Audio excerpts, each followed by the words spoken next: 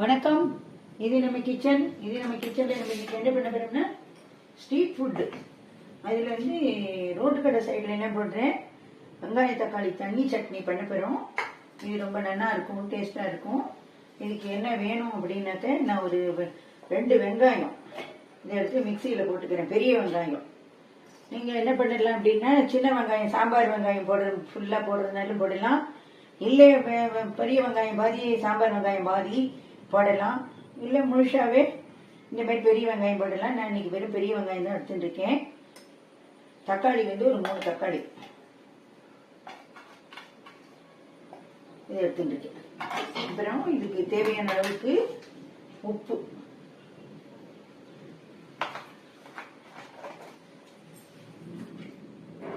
இந்த சட்னி வந்து நல்லா கண்டு வரும், நல்லா காணும், குயிக்கா பண்ணிடலாம். ஒரு சிட்டிகை அளவுக்கு வெல்லம் போட்டுருக்கேன். இது வந்து எடுத்து கொடுக்கும் டேஸ்ட்டு. எல்லாம் இல்லைங்கிறவ நாட்டு சக்கரை கூட போட்டுக்கலாம். அதுக்கப்புறம் வந்து மிளகா வத்தல், ஒரு 7 மிளகா வத்தல் நான் நல்லா வெந்நீரில் ஊற வச்சு வச்சிருக்கேன், அதையும் போட்டுக்கிறேன். இது வந்து நல்லா நைஸாக அரைக்க போகிறோம் நம்ம. இப்போ புளியும் வெந்நீரில் நினச்சி வச்சிருக்கேன். ஒரு கொட்டைப்பாக்களவு புளி தான், நிறைய புளி தேவை கிடையாது. பூண்டு வேணும் அப்படின்னு விருப்பப்படுறவ பூண்டு போட்டுக்கலாம், பூண்டு ஆப்ஷன். நான் இன்னைக்கு பூண்டு போடலை.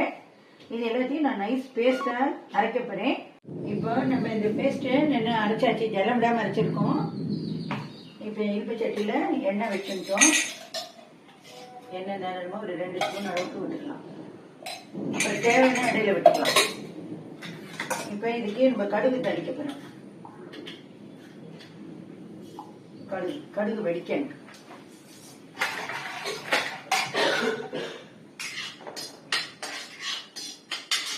கடுகு எண்ணெய் வெடிச்சு விடணும். இதுலயே வந்து நிறைய மெத்தட்ல பண்ணலாம். நான் வந்து இது பச்சையா வந்து ரோடு கடை சைட்ல பண்ற மாதிரி, ஸ்ட்ரீட் ஃபுட் டேஸ்ட்ல பண்ற மாதிரி பண்ணியிருக்கேன். நீங்க உங்களுக்கு இன்னொரு மெத்தட் பண்றது, நம்ம வீட்டுல பண்ற மெத்தடுன்னா இதை நம்ம வதக்கிடுவோம். வதக்கி ஆற வச்சு அப்புறமா அரைச்சி தாளிச்சு கொட்டுவோம். இதோடைய டிஃபரெண்ட் மெத்தட் வேற, ஸ்ட்ரீட் ஃபுட்ல செய்யற மெத்தட் வேற, நம்ம வீட்டுல செய்யற மெத்தட் வேற. இப்போ வந்து கடுகு போட்டிருக்கோம். கடுகு வந்து வெடிக்க போறது. நம்ம கொஞ்சோண்டு இதுல உளுத்தம்பருப்பு தாளிச்சுக்கணும். உடச்ச உளுத்தம்பருப்பு போட்டுக்கோங்க, நல்லா இருக்கும்.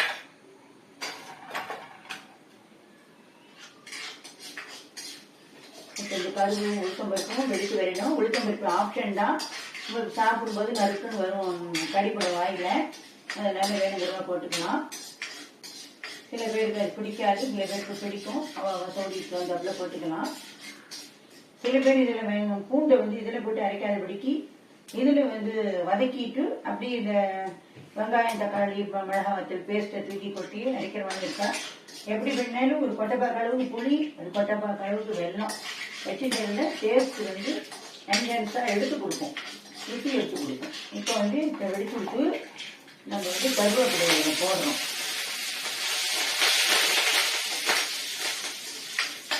கருவேப்பிலையும் வெடிச்சு கொடுத்து இப்போ நம்ம அரைச்சி வச்ச பேஸ்ட்டை வந்து இதில் வந்து போடணும்.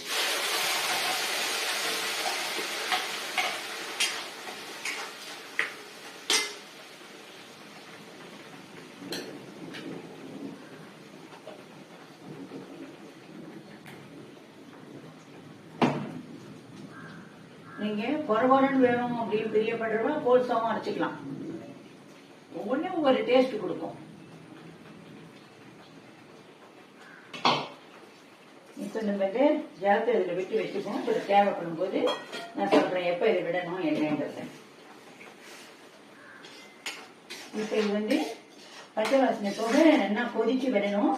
கொதிச்சு வரட்டும், அப்புறம் பார்ப்போம். இப்போ நம்மளுடைய சட்னி வந்து இந்த அளவுக்கு கொதிச்சிருக்கு. ஆயில் பிரிஞ்சும் பிரியாத பதத்தில் இருக்கு. இப்போ நம்ம என்ன பண்றோம்னா, இதில் ஜலம் விட்டோம் இல்லையா, இதை நல்லா குலுக்கிட்டு இப்போ இந்த ஸ்டேஜில் விட்டுக்கோங்க. எடுத்த உடனே ஜலத்தை விட்டுறாதீங்க.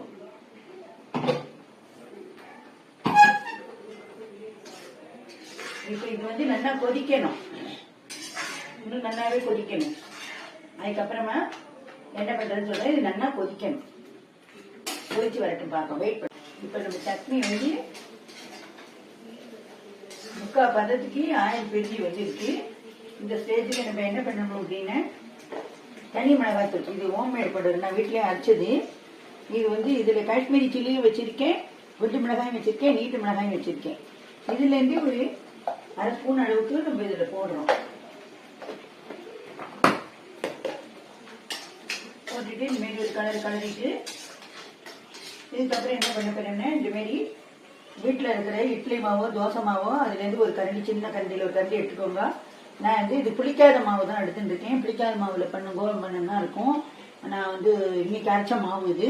இந்த மாவு இப்போ வந்து நான் ஜலம் விட்டு கரைச்சிக்க போகிறேன். இப்போ நம்ம இது ஜலம் விட்டு கரைக்கும் போது என்ன ஆகும்னா அதில் கொட்டினதுக்கப்புறம் சீக்கிரம் இது வந்து இதுவாக ஆரம்பிச்சிடும், கெட்டிப்பட ஆரம்பிச்சிடும்.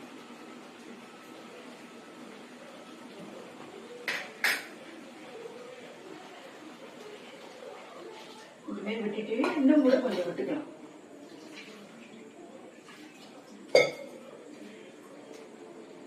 இந்த அளவுக்கு நம்ம நல்லா தாராளமாக விட்டு முடியும்.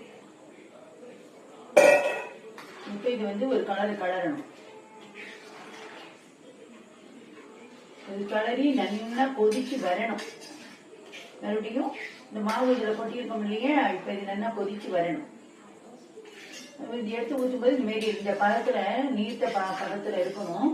தேவைப்பட்டால் நம்ம இன்னும் கொஞ்சம் கூட ஜலம் விட்டுக்கலாம், பார்த்து விட்டுக்கலாம். ஒன்றும் அவசரம் இல்லை, பேவை விடணுங்கிறது இல்லை. இது நல்லா ஒரு கொதி வரட்டும். வந்ததுக்கு அப்புறம் பார்ப்போம். இப்போ தண்ணி சட்னி இந்தமாரி நல்லா தலன்னு கொதிச்சு விட்டு இந்த வரும்போது இந்தமாரி கொதிச்சு விட்டு அதை தூக்கி நம்ம இதில் விட்டு விடுவோம்.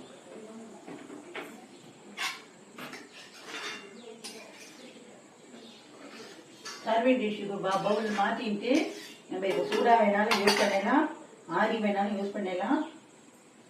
எப்படி யூஸ் பண்ணாலும் அது நல்லா தான் இருக்கும். நம்மளுடைய விருப்பம் அது.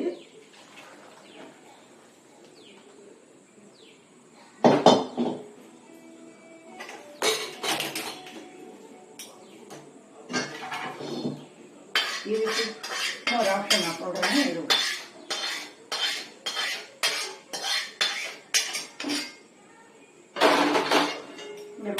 இந்த பக்குவத்தில் இருக்கணும்.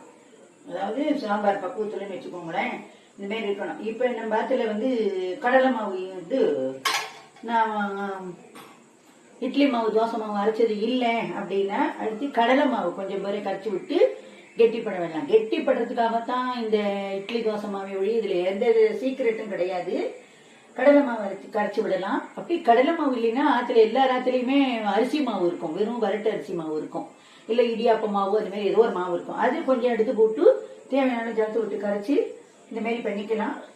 இது வந்து ரொம்ப நல்லா இருக்கும். நல்லா நிறைய பேர் இருக்கிற இடத்துல இந்த மாதிரி பண்ணி, இது ஒரு ஆப்ஷன் இருக்கு, இந்த மாதிரி பண்ணி செய்யலாம்.